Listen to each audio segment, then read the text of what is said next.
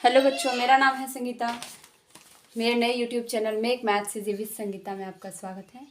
इस वीडियो में हम क्लास 8 के एनसीईआरटी मैथ्स के चैप्टर 1.1 के मैथमेटिक्स को उसके प्रॉब्लम्स को सॉल्व करेंगे।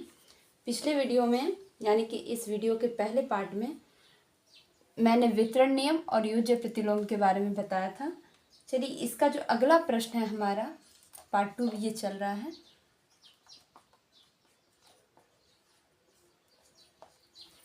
तो इस चैप्टर का जो अगला प्रश्न है वो है गुणात्मक प्रतिलोम। चलिए गुणात्मक प्रतिलोम को समझेंगे।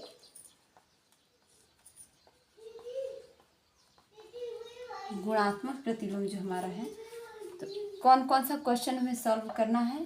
फर्स्ट में -13, सेकंड में -13/19, थर्ड में 1/5, फोर्थ में -5/8 इंटू -3/7, फिफ्थ में हमारा प्रश्न है -1 इंटू -2/5 और सिक्स्थ में -1। अब इन सब का हम गुणात्मक प्रतिलोम देखेंगे। देखिए, गुणात्मक प्रतिलोम का एक नियम होता है। गुणात्मक प्रतिलोम किसी संख्या का जो गुणात्मक प्रतिलोम होगा वो ऐसा होगा, जैसे a/b का जो गुणात्मक प्रतिलोम होगा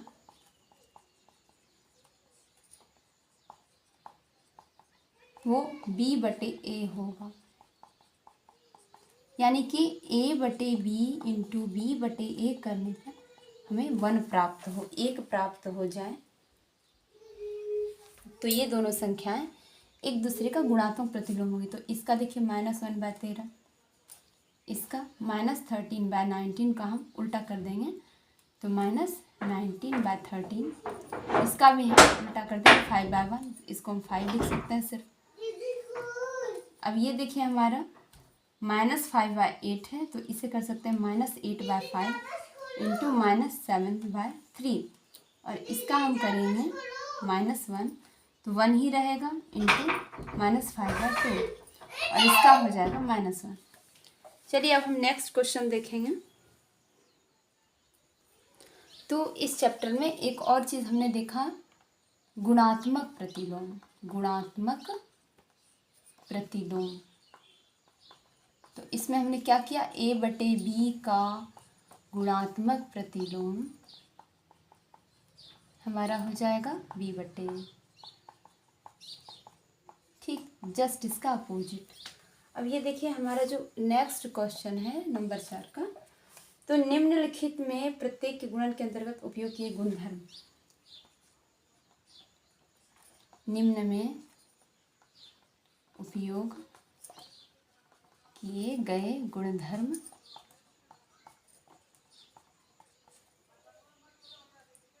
का नाम लिखें।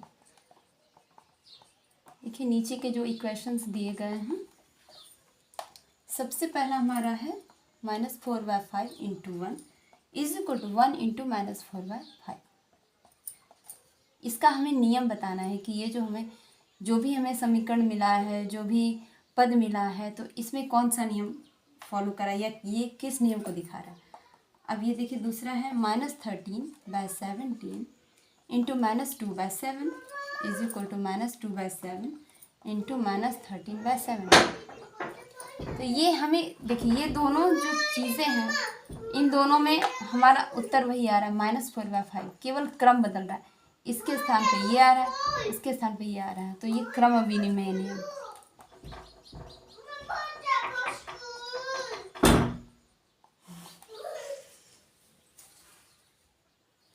और ये जो दूसरा प्रश्न है इसमें भी हमारे साथ वही हो रहा है। ये दोनों चीज़ें दोनों जगह है, बस इसके जगह पर ये आ गया और इसके जगह पर ये आ गया, केवल एक दूसरे की जगह बदल रही है। तो केवल जगह बदल रहा है और कुछ भी नहीं बदल रहा है, तो ये भी हो जाएगा हमारा क्रम विनिमय नियम। अब तीसरा जो हमारा प्रश्न है ये देखिए हमारा क्या है, -19/29 इंटू 29/-19 इज इक्वल टू 1। इसे कहेंगे समवरक नियम। समवरक नियम, क्योंकि ये हमारा जो है ना सॉल्यूशन, ये जो भी पद हमें मिला है इसको हम हल करके लिख रहे हैं, तो ये हम समवरक नियम के अंतर्गत समझेंगे।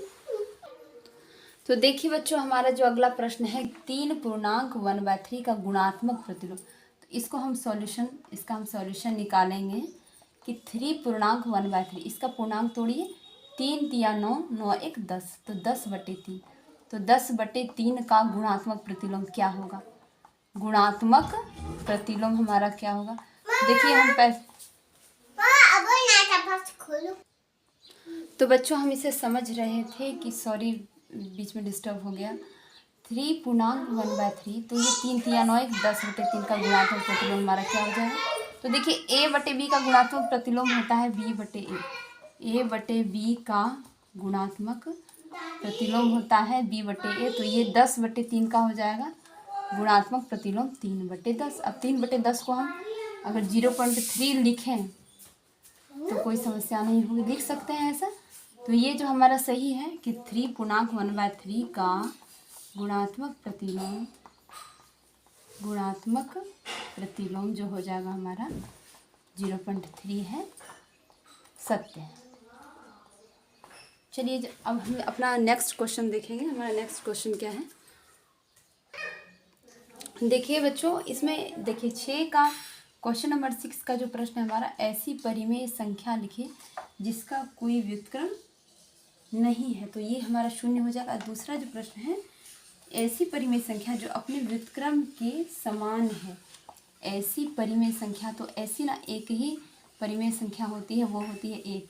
ऐसी परिमेय संख्या जो अपने व्युत्क्रम के समान हो, तो अपने व्युत्क्रम के समान केवल एक ही हो सकता है, 1, व्युत्क्रम के समान हो। तो इसका जो उत्तर हमारा हो जाएगा 1, क्योंकि 1 का जो व्युत्क्रम होता है 1 ही होता है, -1 का भी व्युत्क्रम -1 ही होता है। इसका एक हो जाएगा उत्तर। ये देखिए जो हमारा तीसरा है, तीसरा हमारा क्या है? तीसरा नहीं है, रिक्त स्थान की पूर्ति करें, ऐसा है, रिक्त स्थानों की पूर्ति करें, रिक्त स्थानों की पूर्ति करें, ये हमारा प्रश्न है। तो ऐसा जो हमारा है, देखिए 0 का व्युत्क्रम नहीं है, 0 का व्युत्क्रम तो 0 ही होता है, तो उसका कोई व्युत्क्रम ही नहीं है, क्योंकि वो कोई संख्या नहीं कि उसमें से कुछ घटा कुछ 0 किया जाए, वो तो खुद ही 0 है।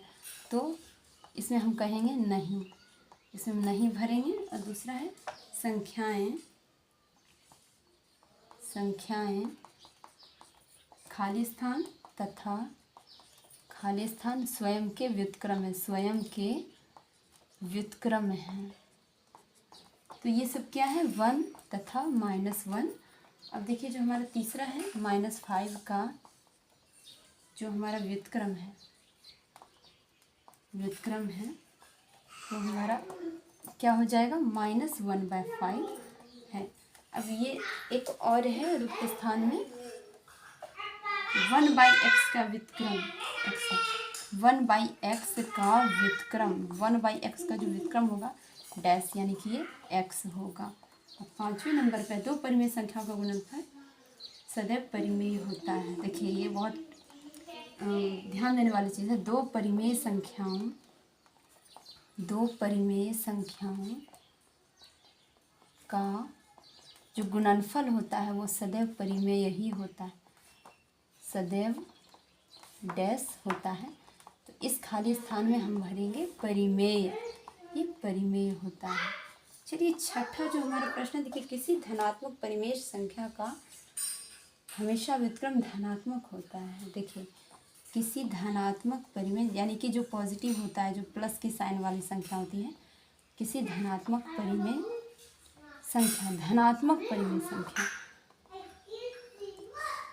का व्युत्क्रम, उसका जो उल्टा होगा, जो गुणात्मक प्रतिलोम होगा, वो क्या होगा? वो भी धनात्मक ही होगा, धनात्मक होता है। चलिए बच्चों अब देखिए हम नेक्स्ट देखेंगे इसका।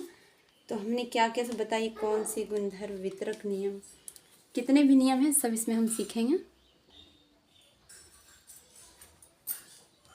तो इसमें हम देख रहे हैं कि 1/x का व्युत्क्रम x है। 2 परिमेय संख्याओं का गुणनफल, जब 2 परिमेय संख्याओं को हम गुणा करेंगे, जैसे 1/2 या फिर 3/2, तो ये हमारा हो जाएगा 6/4। जैसे 6/4 को अगर 6/2 को अगर 12/3 से गुणा करें 12 छक 78 बटे 2 तिया 6।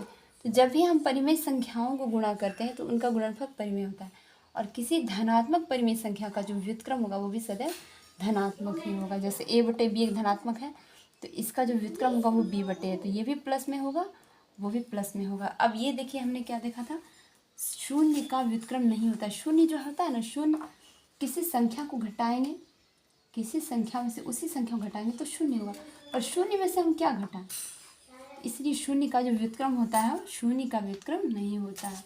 और -5 का व्युत्क्रम -5, एक -1/5 यानी कि -1/5 है। चलिए हम नेक्स्ट क्वेश्चन देखेंगे। देखिए जो हमारा अगला प्रश्न है हमारा 7 नंबर का, वो है एक नंबर x बराबर 11/5 तथा 2 नंबर x बराबर -13/17 के लिए, अब इसके लिए मुझे सिद्ध करना है। सिद्ध क्या करना है, सिद्ध कीजिए कि माइनस x = x। अब इसको हमको सिद्ध करना है तो सबसे पहले तो एक का हम ले लेते हैं सॉल्यूशन, एक का ले लेते हैं 11/5। तो क्या करना है, माइनस लगा देना, -11/5, माइनस इंटू माइनस तो ऐसे ही प्लस हो जाता है 11/5।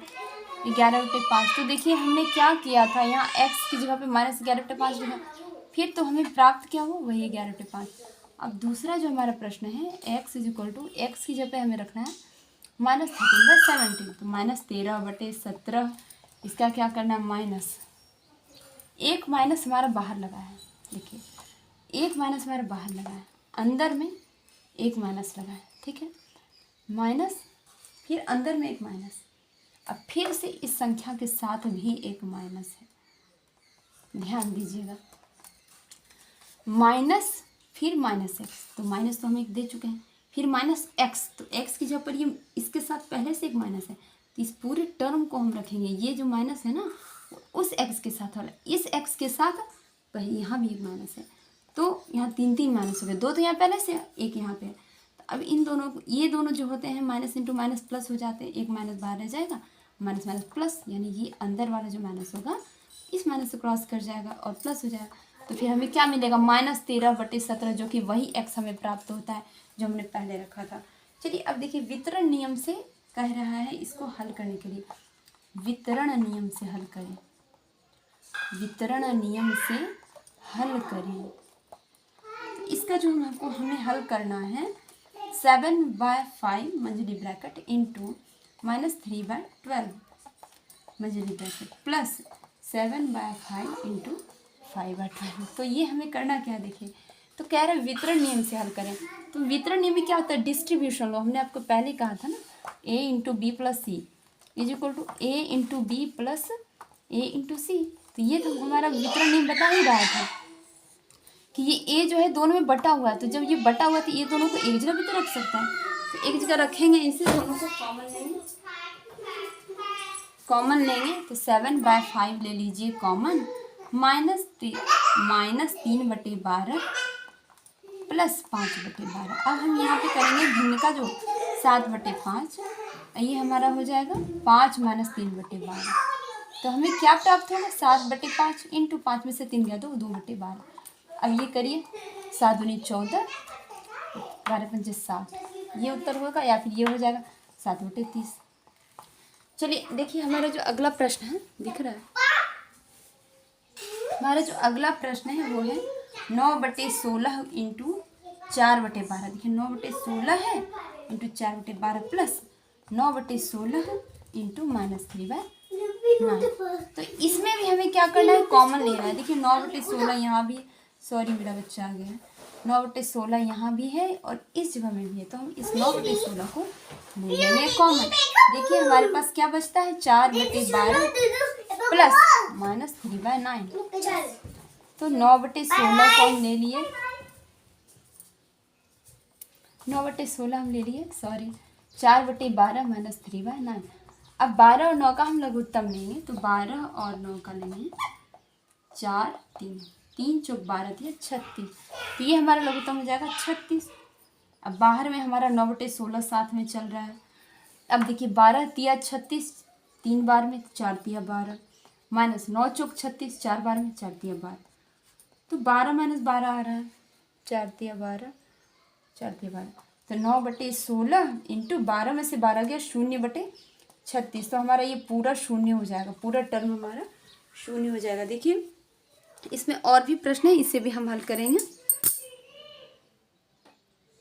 तो इसमें हम कौन कौन से नियम को पढ़ेंगे, इस चैप्टर में हमने क्या क्या पढ़ा।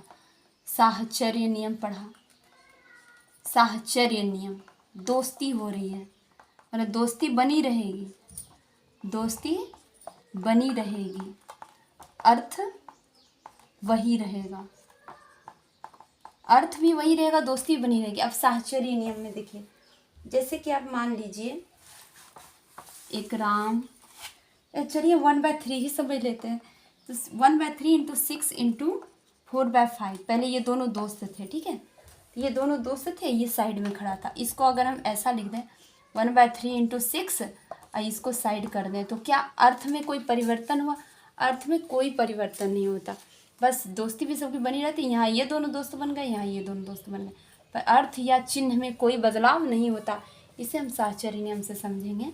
ए इंटू बी इंटू सी, यहाँ बी इंटू सी फ्रेंड है और यहाँ ए इंटू बी फ्रेंड हो गए, इंटू सी हो गए, और कोई भी बदलाव इसमें नहीं हो रहा है।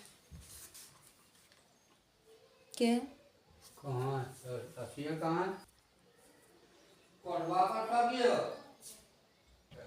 ये जो हमारा था ये गुणन साहचर्य नियम था, गुणन साहचर्य नियम था, और एक होता है योग साहचर्य नियम, योग ये गुणन वाला, एक योग वाला, योग साहचर्य नियम। इसमें भी अर्थ में कोई भी बदलाव नहीं होता है, जैसे कि 2 + 4 + 6 है, इसको हम अगर 2 + 4 और +6 लिख दें तो अर्थ में कोई परिवर्तन नहीं हो रहा है, तो यहाँ पे हमारे होगा a + b + c, इसको यदि लिख दें a + b + c, कोई भी अर्थ में परिवर्तन नहीं हो रहा है।